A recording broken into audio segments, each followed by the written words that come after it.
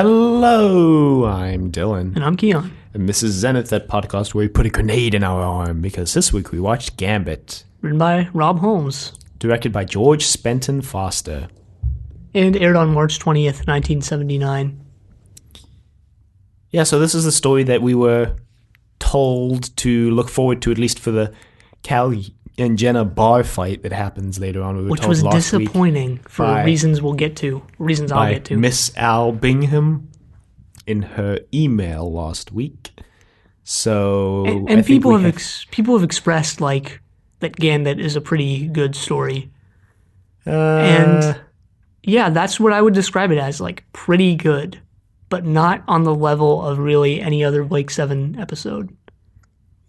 I mean, I think it's novel. I think that's what makes it kind of good. But part of the reason why it's kind of good is that it's like a novel concept for a Blake 7 episode. It's like completely different from the past like 11 weeks of episodes. Well, I remember when they got to Space City in Shadow, they mentioned how it was like a casino and it was Vegas-like. And now they're finally, this isn't Space City. This is Freedom City. Freedom City.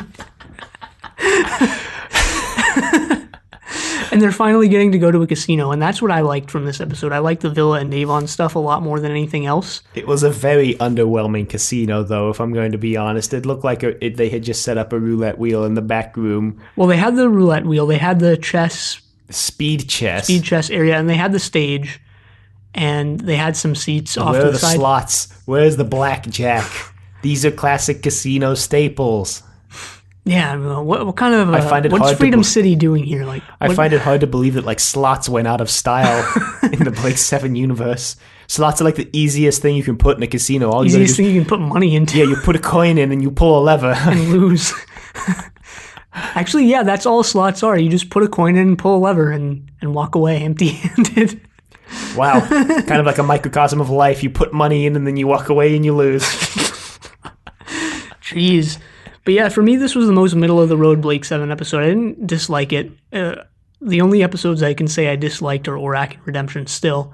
I didn't really think it was as good and as solid and as more than solid. You know, most Blake 7 episodes are great, but this to me was just all right. I definitely think the story meanders a lot. It definitely feels like it doesn't know where it's going a lot of the times. Well, and especially when it includes legitimate 5-minute scenes of Servalan explaining what's about to happen and then seeing what's about to happen. Well, I agree with that in terms of the scenes with Travis and Servalan and Blake, Jenna, and Callie and all of them, but I think the parts with Avon and Villa are great. Yeah. There's they're there, they have a goal, and there's a bunch of funny stuff that impedes them along the way, which is actually related to the other stuff that's going on. Mm-hmm. But I just thought those parts were a lot more enjoyable. Right. If only because you get to see Avon and Villa teaming up and like pulling this heist or whatever. Not so much a heist, so much as just a con. They're just straight stealing from the casino. It's there's not really a heist. Okay, yeah. Well, heist was the wrong word, but you know what I mean. Anyway, it starts off with... I don't actually remember how it starts. Shoot. It doesn't... Oh, it begins at the bar. No, they kind of just talking, and then all of a sudden Travis comes in wearing like a hat and a cape. No, because... what's his name? The prosthetic guy. Klein? Klein? Yeah, it's Klein. Yeah, so Klein is just hanging out at the bar, and this guy comes in trying to get revenge on him. Right. Which doesn't work. Klein is able to pull a gun on him or whatever. Right. And, I liked this setup. It was kind of, Western-ish. I know Paul Darrow is a big fan of Westerns. That's why he always holds his Liberator gun like it's an old revolver. Well, it gets even more Western because Travis walks in wearing like a cowboy hat and a cape like Clint Eastwood in The Good, the Bad, and the Ugly. He's like, yeah, you let that man go. And the guy's like, okay, I guess. Klein is the one who created Travis's arm. I think it was just his arm, right? It wasn't it's just his arm. It wasn't his... No, it's just his arm. Okay. Because I always thought that he had like a prosthetic eye of some sort, but later on in the story, Servalan calls it an eye patch, so I guess he just doesn't have an eye. No, well, remember when he was first introduced, Servalan says that he could easily get his eye fixed, but he's like, no, I have to wear this as like a battle scar. Oh yeah, that's a good point. I was going to say, I thought Klein... They haven't really touched on this as much as I thought they did, based on what I'd read previously, before I even watched Series B. But I thought Klein was maybe a person who, like, performed plastic surgery on Travis. Although, what we've gotten so far, I've heard there's more of an explanation as to why Travis looks different, but what we've gotten so far is just that he went through, he went through some reconditioning or whatever. And now he's back. Again. Although, he's shaved since last week. Well, like I've mentioned, again, still think Stephen Grief makes a better Travis, but Brian Croucher's performance as Travis is getting better to me. And this episode contributes to it. Oh, he's a lot more subdued in this episode. Travis and Servalan's relationship in this episode takes a very weird turn because we find out that Servalan's trying to kill Travis for some reason, even though last week they were working together rather merrily. Well, maybe some stuff happened off screen. Maybe this is, this, like you mentioned, more subdued nature of Travis in this episode is due to Rob Holmes. I mean, I know he's an older writer, from an earlier era. He was writing in the early 60s and stuff, where stuff was a lot more understated. Maybe. I was thinking it was possibly because the episodes got reorganized and... That's probably a And because of that, the relationship between Travis and Servalan got a little muddied along the way. Like, maybe this episode was supposed to take place immediately after Pressure Point, maybe, or at least before... Hostage. Before Hostage, when Travis and Servalan get back together. Because it seems like it's the post-Pressure Point, I'm going to kill you, Travis. Except in... what was the one right after Pressure Point where they went on trial? Yeah, what was that one? Trial. Jeez, that's embarrassing. They, like, sort of reconcile at the end. They could have put that at the end of this story and put this after trial. And they didn't Hostage, really reconcile at the end of trial. They reconciled enough to be working together in last week's story, Voice from the Past. It was more Hostage where they reconciled. Kind of. But anyway, Travis, I think, is, like the other guy, told to buzz off or something. Yeah, and I think he does. I think he goes and sits down at the bar, which is, like, right there, actually. Yeah. He starts talking to the bartender, who's actually a semi-important character. I forget her name, too. I barely remember anyone's name in this, to be honest, except for Crantor. Crantor was cool. Cheney. Yeah, that was the bartender, Cheney. And then Sevedik. It's not how you pronounce it, though. It was... Krupa is like Crantor's second in command, I think, and Sevedik's like the... kind of head of security. And there's Dockley, which is actually who everybody's looking for. Everybody's looking for Dockley. Travis is looking for Dockley because he needs him to... I don't remember. He's not looking for Dockley for any major purpose right at the beginning. Later on, he's looking for Dockley because Dockley's the only one who can fix his arm. Right, and it turns out Klein is Dockley. And Blake is looking for Dockley because Dockley allegedly knows the location of Star 1. Yeah, well, in Countdown, Provine told Blake in his dying breath that Dockley knows the location of Star 1. Right. So they've tracked Dockley down to Freedom City. Yeah. I think when we actually see the Liberator crew, Blake and Callie and Jenna have already beamed down. They're about to. They're like, all right, beam us down, Avon, or whatever. Yeah. That's how they first appear in this episode. And I was like, yeah, finally, Jenna and Callie are actually getting to beam down. So are Avon and Villa, though. Unbeknownst to Blake and everyone else. Because Avon's like, Orak can operate the teleport from down on the planet. And I was like, wait, what? Well, because Villa wants to go down to Freedom City to gamble and do whatever else he wants to do. And they're like, we're freaking stuck on the Liberator. Yeah, but then Avon's like, but Orak could operate the teleporter from on the planet. Zen, by the way, doesn't appear in the story at all. So Peter Tunningham doesn't get credited as voice of Zen. I don't think the bridge actually appears in this at all. I don't think so. I think just the teleporter room. Yep. So they come up with this con to this make... ingenious plan. Which is just to use Orak to rig the games at the casino. Yeah, well, they don't rig the games. Just apparently the games are run by a computer, so Orak can predict the outcome of all the games. Yeah, that's what it is. but Aurak is a little big to smuggle in.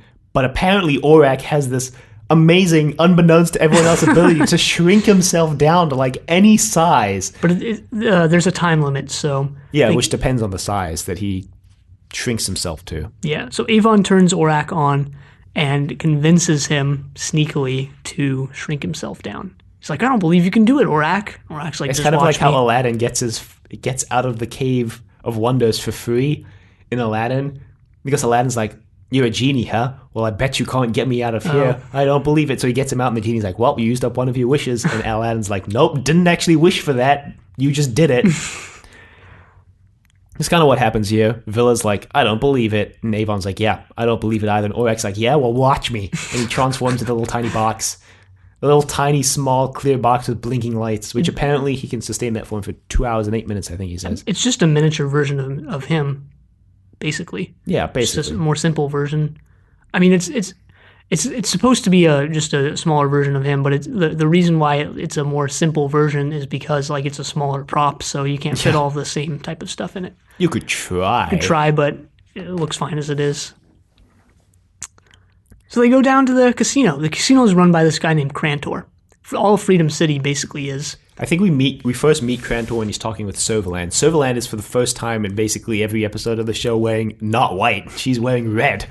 Yeah, she's wearing, again, a sort of a Star Wars-like outfit, or at least a prequel Star Wars-like outfit, which has a giant plume collar, I guess. I mean, it was... Just imagine a peacock's, like... Plumage. But around her neck. But just red and spiky. And around her neck. Yeah. It's also rather revealing. It's a very deep cut dress. The cut goes a little bit below her boobs, I guess. So it's a rather revealing dress. Yeah. She's talking with Crantor about... She's just talking about why she's there, and Crantor's like, you're here on official business. She's like, no, I'm here unofficially, but I'm here unofficially on official business. Crantor's like, I don't get it. Yeah, she's here unofficially on business, because Crantor offers her some drug-like thing. She's like, yeah, no, I don't do drugs on the job. It wasn't Shadow. Unlike Vila. What, Villa? Yeah. What does Villa do? He does Soma. Oh, well, I mean, that's just, I don't know what Soma is. Some drug that makes you feel happy. Villa also does alcohol, so... All right. Alcohol is technically a drug. Yeah, sure. So they're... Servalan and Crantor are talking about... We should explain what Crantor looks like, too. He's wearing all, like, silver. He's wearing, like, silver... face paint, makeup, but he's got like blush on too. And he's dressed in sort of like a, I don't know, late 18th century French style. Yeah, with a like big a French wig, king or something. Like a powdered wig and everything. And his assistant, Krupa, is dressed similarly with like a big headpiece. And Crantor's like, is that period specific, a period appropriate outfit, Krupa? And he's like, yes, it is. And Crantor's like, okay, I'll give you a pass now. Yeah, he's dressed similarly, but he doesn't have like bright silver face paint on, but he has like the makeup and the powdered wig and the... And this is all happening in Crantor's like lounge or like his room or whatever, where he has a mirror that connects to various casino cameras. Yeah, and apparently has Skype installed because he can like talk to people through it. Yeah. The effect of him like wiping up and down to turn the mirror on and off I thought was really well done and well realized. I thought it was really cool. Comes with like a sound effect like or something like that, doesn't it? If I remember correctly. Yeah, so I actually forget why Servalan is there in the first place. Eventually it's because she wants to off Travis, but I don't remember why everyone's there in the first place either. To be honest, I don't know why Travis is looking for Dockley to begin with. I don't know why Servalan's there to begin with. But their plans evolve because eventually Servalan finds out Travis is there and Travis is looking for Dockley. I think Servalan is actually also looking for Dockley because she believes Dockley knows the location of Star 1, and if Dockley knows the location of Star 1, that's a security leak. So she's there to kind of plug the security leak. I think that's why she's there. And she's asking Crantor for Dockley, and he's like, I don't know where Dockley is. She's also there, as we find out a little bit later, she's there because she wants to shut down Freedom City. Oh yeah, that too. Yeah, because I know this is like quite a bit later. I'm going to explain it now because I don't remember exactly where it appears, but Servalan comes up with this massive plan and explains it to her assistant in like a solid 5-minute scene, and it's drawn out by the fact that the assistant is like, yeah, I get, no, I don't get it. And Servalan's like, let me try explain it simpler. And then he's like, yeah, no, I don't get it yet. But Well, Servalan's plans have always been really convoluted. Yeah, but they don't have to explain it 3 times. That's like a clear time padding scene, in my opinion. Sure. But her plan is like, her plan later on is she puts a grenade in Travis's arm and she wants Travis to find Dockley. And then when Dockley goes to work on his arm, the grenade will blow up and it'll kill them both and remove both of them. Yeah, that doesn't work because Travis immediately realizes there's something wrong with his arm.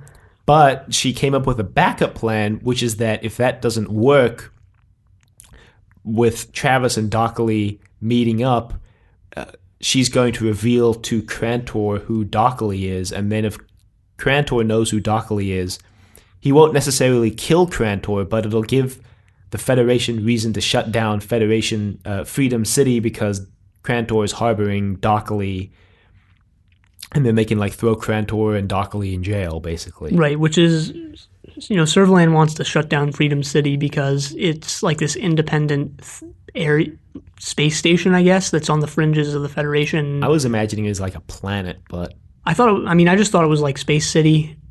We never actually see like an exterior shot of it, so you sure we don't see we any? might, but if we did, I don't remember. Because maybe I'm just conflating it with Space City, but I thought we saw, a shot of it that kind of looked like a space station, like Space City. Well, Space City, we saw that big space station. Yeah.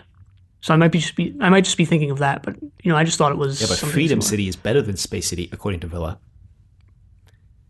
He says that when they're talking on the ship, deciding to go down. He's like, Freedom City is like Space City, but like 1,000 times better.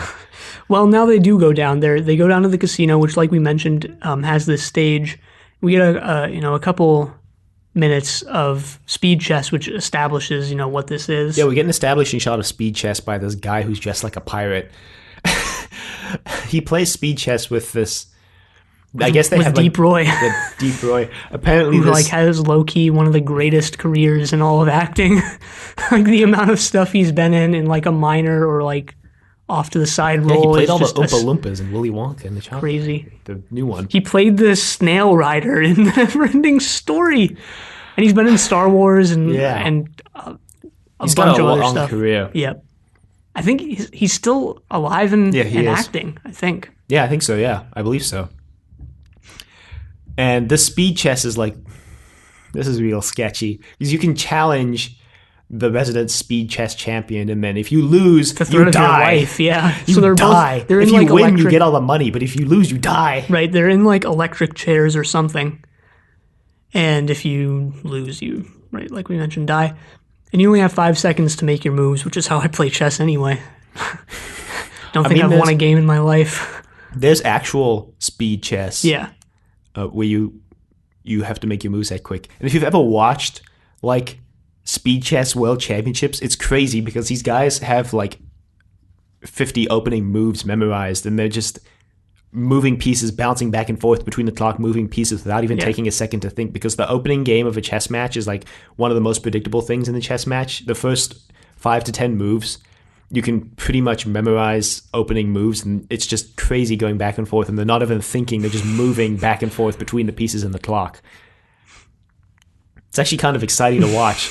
You wouldn't believe that chess can be like really exciting to watch, but it's... Yeah, I mean, that's why I just play chess like that anyway. I always take like 5 seconds or less for every single move because I just find it so boring that I want to get it over with as quickly as possible. I mean, to some people, it's a legitimate strategy because you can start to overthink if you think too hard about your move, and it's easy to just make a move, like make the first move that comes to mind. Sometimes it's like a legitimate and effective strategy. All right. I mean, never works for me, so... Works out okay for me. Well, because I just make every move in like 3 seconds, and the other person thinks for like a minute or two and makes their move, and then I just make another one in like 1 or 2 seconds. I get screwed over by that, but anyway, this guy loses and dies. Yeah. Avon and Villa, I think, are watching this. The MC or whoever this is actually quite annoying. The Probably lady. right. Probably one of the. I think I normally don't say characters are annoying, but I don't know what kind of accent she was sort of doing or what this was. She was really overacting, in my opinion. There was a lot of like overacting in this, and I feel like a lot of the actors in this, or a lot of the story specific actors at least, were like from an older generation that was a lot more like performative in their acting.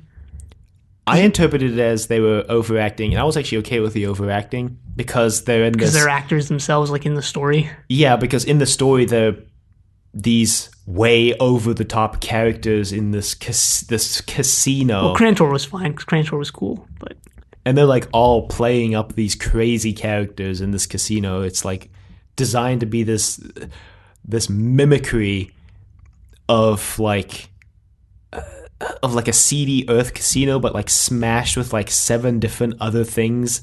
It's like a nostalgia bar, but in the future, where everything is like they've got everything wrong. So, sure. Blake, Jenna, and Callie are actually kind of incidental to the story. Well, they hate to say it, but they wander around a lot, finding things out. And they go to the bar now and they discuss some stuff with Chini. They try to find Dockley, but she's not, giving it away, even though I think she knows that Klein is Dockley. Because no one knows who Dockley is. Dockley is... He's just somewhere, like, in the area. And that's another reason why I guess I thought this was a space station, because if it was a planet, like, even a semi, like, small one, they've narrowed it down pretty well. Like, a space station is going to be... It can be big, but it's going to be smaller, and they were able to narrow it down to, like, this one location. Maybe.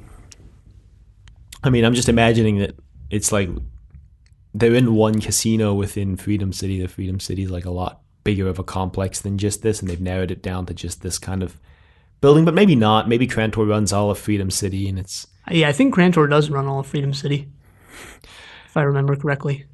Classic Crantor. But I mean, Freedom, it's supposed to be like Las Vegas, right? Like a casino town. Yeah, basically. Except there's Las actually Vegas more to run Las. by one guy. There's actually more to Las Vegas. Surprisingly, there's actually like Vegas suburbs. I mean, it's supposed to be like early Vegas, like 60s Vegas. Like run by the mob Vegas. Yeah, like run by the mob Vegas, where the mobs built casinos to basically hide their money and launder the money through legitimate channels. And basically every mob who owned a casino hated the other mobs, and it was just seedy and a den of crime, and Sin City basically. Still is. Yeah, but it's not owned by the mob, allegedly. Yeah. It's owned by different mobs now. They're called companies. Blake, Jenna, and Callie are like quite incidental to the story at hand, really, which is a bummer. But we do get Jenna and Callie in a bar fight, which I don't actually remember why they had to do that. Because they need to sneak into like this back area. Blake has to sneak into the back area. It's a diversion basically. So we cut from some scene back to them having this fight, and I was like, whoa, what the heck? What happened to pit Jenna and Callie against each other? Like, I was interested to find out, and I thought it was going to be something that continued on for the maybe the next episode or two, but no, it was actually just a ruse to get Blake into the back room. It was also a really short fight. Yeah, Jenna's just like, hey, you scum, fight me. And Callie's like, damn you. Oh, it's a more explicit word than scum. So they start beating each other and they get thrown out of the bar and they're like, screw you guys, we're never coming back here. Screw you guys, I'm going home. And then as soon as they walk out, they start laughing and they're like, hey, good job. Good job, friendo. Which is, I mean, that's interesting because we never really see Jenna and Callie getting along. I mean, they're the only 2 female members of the crew. You'd think they'd form some sort of closer friendship than they really do. And maybe they do. Maybe it's like off screen, or maybe it's explored more in the audios. Mm-hmm. Maybe it's not. Maybe they don't like each other, but it's not something we ever really explore. How good friends they are or not on the show. Well, there's these allusions to a greater friendship in this scene where they're like, oh, yeah, that was good. Yeah, in this scene, at least. There's allusions to a greater friendship between Villa and Avon, like in this story and arguably throughout the show. Well, yeah, speaking of Avon and Villa is winning big on the roulette wheel. I'm surprised that a roulette wheel can be controlled by a computer and they can decide where the ball's going to roll, because I feel like a roulette wheel is one of the hardest things to rig nowadays unless you weight the ball. But Maybe they're using magnets or something. I don't know how that would work. maybe the wheel is like electronically powered. But like you throw the ball, like a person throws the ball in roulette, which is why it's hard to rig, because there's like a human component that there's like a huge amount of randomness in roulette. So, but they're doing it, and Villa's winning big. Crantor finds out, and he's like, "Oh no, gotta they're stop using him." the teleport bracelets to do this. Avon just holds the bracelet up to Aurak, and he communicates through the bracelet to Villa's bracelet into Villa's ear. Apparently, you can adjust the volume of those bracelets, because normally when they talk through those bracelets, it comes out at like ear-deafening volumes that everybody in the room can hear. Yeah. Crantor realizes that Villa raises the bracelet to his ear every time right before he bets, basically. Yeah, because they're watching on the mirror, because Cooper comes in and he's like, yo, some guys won like 4 million credits on the roulette wheel. And Crantor's like, wait, what the hell? That's too big. Because Crantor's like, big winnings are good for business. And then Cooper's like, 4 million, dude. And he's like, oh yeah, that's too big. And then while they're watching on the mirror, Crantor realizes that Villa's raising his left hand, but he doesn't know how that's helping Villa to rig the game, basically. Right. So what's Servalan doing at this point? Putting a grenade in Travis's arm. She's up to something. Travis has been snooping around. Well, she captures Travis and she puts the grenade in his arm. And then she explains her plot to her Simon Art Garfunkel looking assistant, who's not played by the same guy as the other Art Garfunkel on this show. Yeah, I guess I was going to explain like how she puts the grenade in his arm, but it's essentially that she just pulls the pin on like this explosive and puts it in his arm so that when Dockley opens up the arm to examine it, it just blows up in their face. She does this while Travis is knocked out. Mm-hmm. She's like, this is a perfect plan, it's going to work. But as soon as Travis wakes up, he realizes that there's something in his arm. I mean, I guess when you think about it, this is something that you would notice, right? Like it's an explosive, so it's not going to be like that. It's going to affect the weight of your arm, right? I mean, I don't know how heavy things like, first of all, I don't know how heavy like a traditional grenade is, because I've never held one, obviously. I don't know how heavy like plastic explosives are either. Probably not that heavy. But yeah, the weighting is going to be all off. Yeah, but I mean, yeah, right. The weight distribution is going to be all off. When it's something as like precise and necessarily well crafted as like a prosthetic arm, you're going to notice like a weight difference. Yeah, I don't really know what Servalan was thinking with this. I don't know how she thought that Travis wasn't going to notice this. Or maybe she wanted, I think part of it was she wanted Travis to notice, because she wanted Travis to go to Dockley and be like, hey, there's something wrong with my arm. Right. And I mean, even if he does notice it, and again, since this episode was honestly not that entertaining to me, I don't remember how they resolved the explosive in his arm. But it's like, just not primed. Oh. That's legit. When they open the arm, Blake grabs it and he's like, well, it's not armed, so we're all safe. It's not arm. But like, even if he did realize it was in his arm, what could he have done about it, right? Other than like not fixing his arm. Which is still throw his arm away, I guess. Cut off his arm. Don't mean this. Well, he can just take it off. He can just remove it and disconnect it. I guess get a new prosthetic arm. Yeah, just go to Dockley and be like, build me a new arm. That could have been something interesting later on. Is like Blake and Jen and Callie confront Travis, and Travis has taken off his arm because he wants to get a totally new arm now, and he has to like fight them with just one arm. Oh, I was gonna say Blake, Callie, Jenna could take Travis's old arm.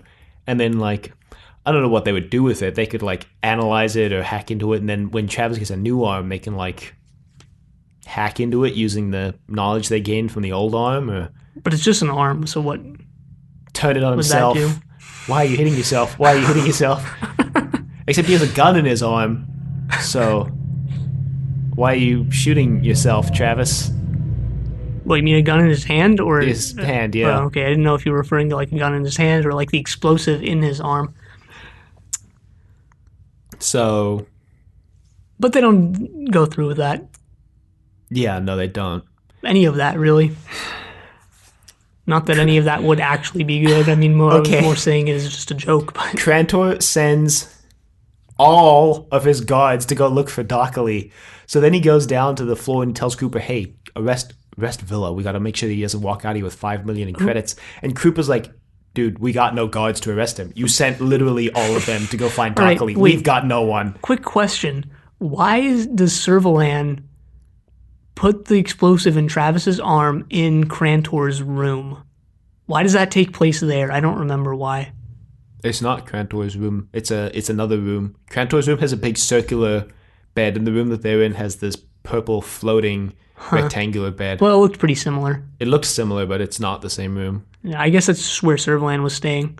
Probably somewhere near Crantor's place. I guess it's probably in the casino hotel or whatever, because this is Crantor's like office essentially.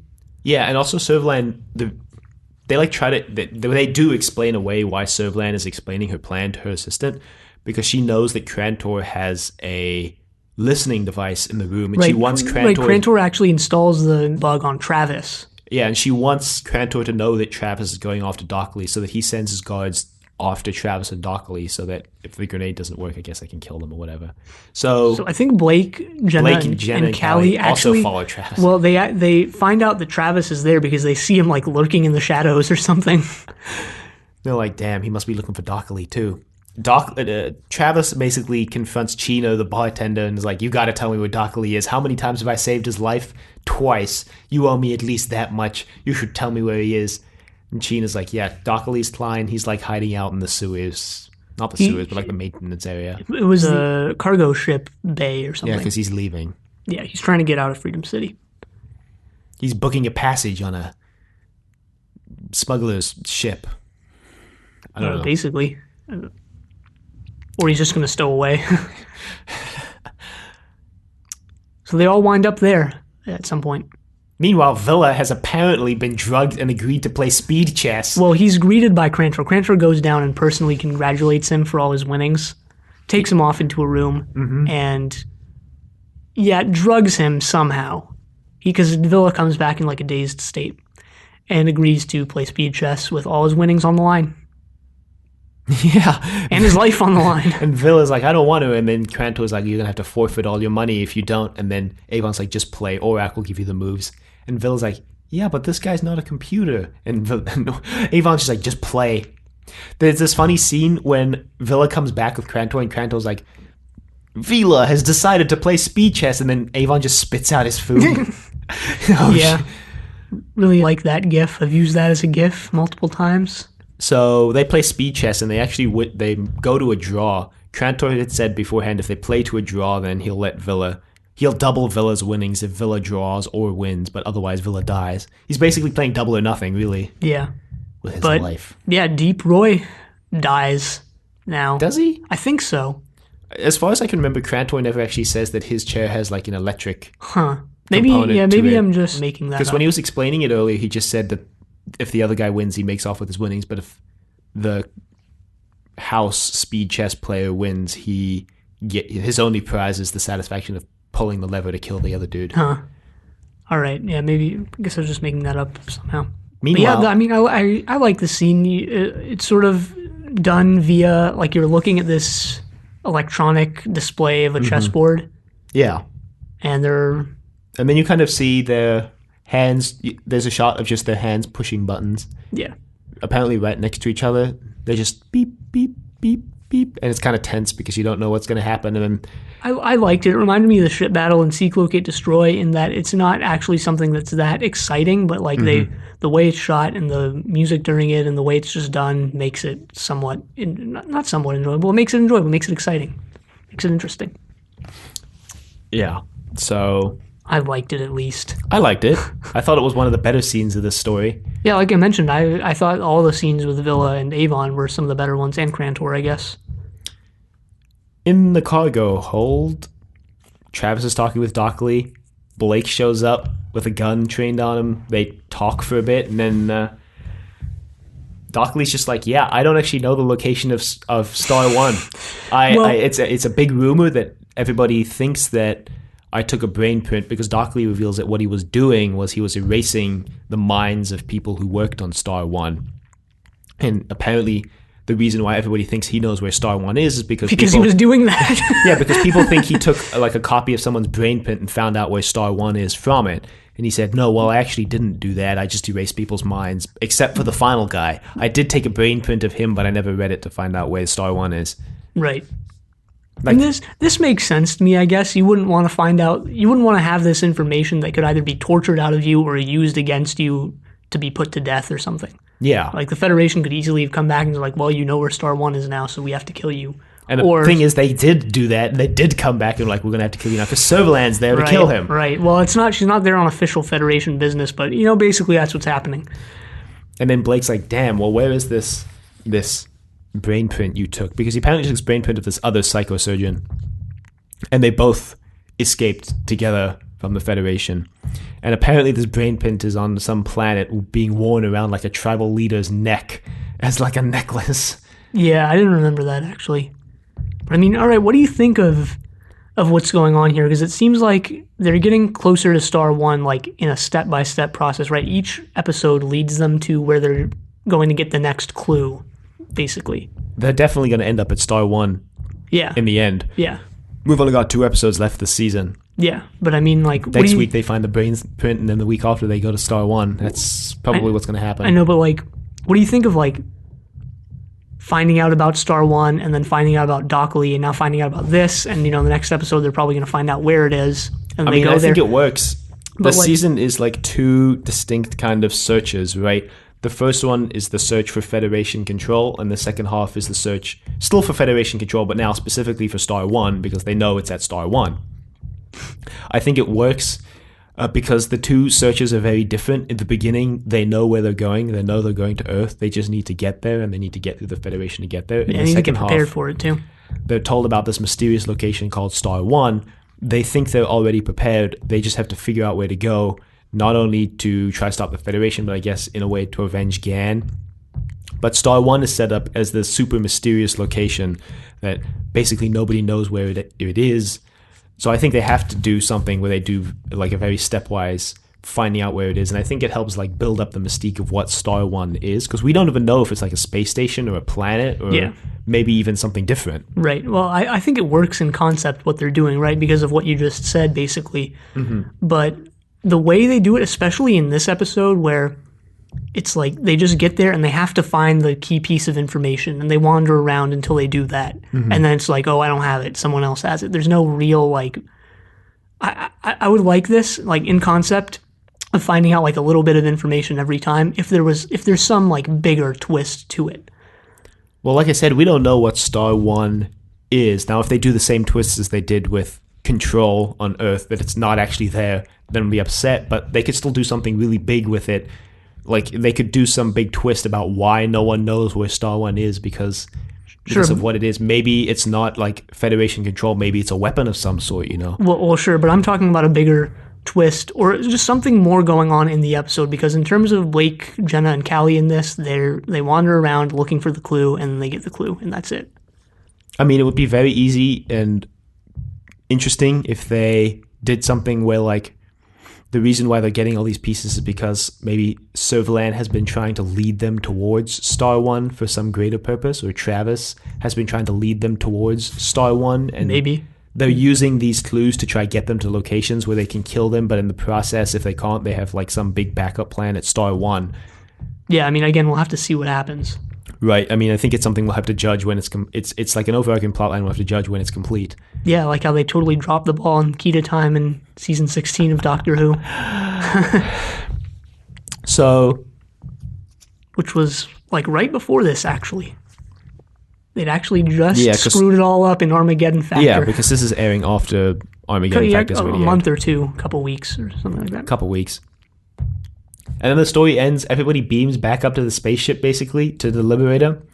And Villa and Avon try to hide the money as quickly as they can. They're hiding the money in like the teleporter room in the chair. And then they put Orak on the table, and he's like still small, so they're like standing in front of him. So Blake... like casually with their arms, like trying to cover Orak. And they're like, so... They give the most suspicious response when Blake asks them what they did. They're like, yeah, we just relaxed and played chess. we just played chess. Yeah. Didn't go down to the casino or anything. I mean, it's true they did. They did just play chess. Well, they didn't just play chess. They also Okay, they played did more the than play roulettes. chess. And then Orak transforms into regular size, and then Avon and Villa kind of give each other a relieved look, and then it ends. Except Orak looks like he's just been dumped on top of the teleporter pad. He's like sitting on top of all the controls, which I thought was, I don't know, I just thought it was kind of like a funny image. I didn't think they gave each other a relieved look. I thought they gave each other like an, oh shoot, we're going to get found out look. Maybe. I was more paying attention to the humorous way that Orak was kind of just dumped on top of the control panel. Yeah. Kind of a sitcom-y moment to end on again. Yeah, again, as usual. Kind of growing on me, though, no, that it ends on a silly sitcom-y moment. I kind of like that after, like, you get this really dark episode and then you end on this really upbeat, lighthearted note. Sometimes it feels out of place because it's like they just ignored the events of the episodes. Well, I don't think it ever really feels out of place. I like it. The ones that feel out of place to me are the ones where they're just like, all right, let's go, standard by 6, and then it just ends. Yeah, but I think that worked in, like, it worked in Pressure Point, I think. Like, a really sad ending worked because Gan just died. Sure. But you think back to like Series A, a lot of them, and I'm not even going to name specific ones because it's multiple ones and I don't even necessarily remember, but a lot of them are just like, all right, let's get moving. And they just end it. Yeah. Which I guess that's okay. I don't know. It's not something awful. It's not like terrible that they do that. It's not like it doesn't ruin the show, but I don't know. I'm more, now since we've gotten both of these types of endings, right? The sitcom-y ones and the ones where it just sort of ends. Yeah. I'm more inclined to like the funnier ones. Sitcom-y ones. Yeah. But, whatever. Yeah, I like them. I just don't like them if they, like, ignore the events of the episode. Which has only happened once or twice, and I can't remember when. But, like, if a sitcom-y ending would have felt super out of place in Pressure Point. Gan's dead, and then Blake just goes, well, let's get back to work, everybody. Back to your stations. Or something. Yeah, I don't necessarily even remember how Pressure Point ends, but... It ends with Blake telling them to set a course out of the solar system maximum speed. Yeah. That was a good one. Yeah, but it wasn't sitcom-y. Yeah. Can you imagine if Blake was like, well, I guess we gotta get out of here now, guys. And then it just ends, dun, dun, dun, dun, dun. That's basically what it is. Yeah, but except the delivery is like way different. All right. Overall, I didn't think that this episode was much to write home about. Again, I think this is one of the weaker episodes of the show overall. Well, I guess that kind of leads into our rankings. Why don't you go first? Okay. Because I always go first. All right, I'll go first. My ranking is the first time we see the kind of lady come out onto the stage, there's like a shimmer curtain. My ranking is that shimmer curtain. Well, that's the sort of background to the set. So it's like a shimmer curtain. It serves its purpose. It hides her. It looks kind of gaudy and fantastic from a distance, and it's functional. But it's really like nothing to write home about. You can clearly tell it's just strips of like long reflective material hung from the ceiling, and other than that, it's really just like it's just there. It's just there. That's all I can say. It's just there. Kind of like this episode. Yeah, my rating is actually similar. My rating is Crantor's assistant's outfit, right? Because, from a distance... Yeah, Kruper. I didn't remember his name. But, again, I guess, from a distance or just in general, like, a pretty solid outfit, period-specific, looks like this sort of 18th century accurate French thing. But, like, as Crantor mentions, is it really period accurate? Is it really all it's cracked up to be? Is it really, when you get down to it and examine it, is it really something that works that well? And, I don't know. And... maybe it's not. But it's a question to be asked. Right. And maybe it's just a middle-of-the-road outfit. Maybe it's not as good as... Maybe it's just okay. Yeah, exactly. And that's okay. It's okay to have stories that are just okay. Yeah, but overall, so what Blake 7 has provided overall is standard that's more than just okay. Yes. Which is why this one feels a lot weaker than I guess it really should be. Yeah, in isolation, I think this... In any other show, this would be considered a good story, I think. Yeah, I think so. We've just seen a lot stronger from this show before. And from Robert Holmes before. Yeah, it's almost like our expectations are a lot higher now. And to have something that comes in under those expectations is like, oh, okay, Yeah. That's okay, though. You can email us at thedoctor@decorativevegetable.com. Questions, comments, concerns, angry rants, love letters, your thoughts on Gambit. You can find us on YouTube at Decorative Vegetable. You can find us on Apple Podcasts and Google Play at Zenith, a Blake 7 podcast. Be sure to leave a rating if you like the show. Check us on Facebook, Trust Your Doctor. Like us on Facebook. Also check us on Twitter at TYD Podcast and follow us on Twitter. And next time we're watching The Keeper. But until then, the end.